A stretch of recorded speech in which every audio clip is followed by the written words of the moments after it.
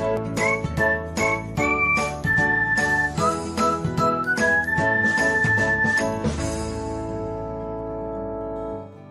everyone, welcome back to another episode of Technologyglance.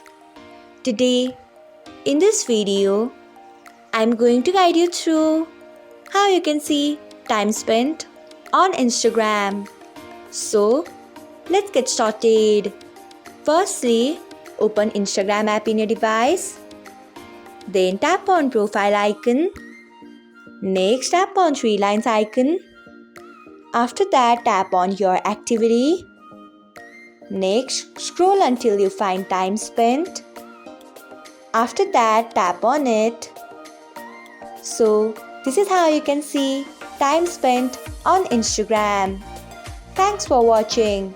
If you found this guide helpful, we would love it if you hit the thumbs up button below.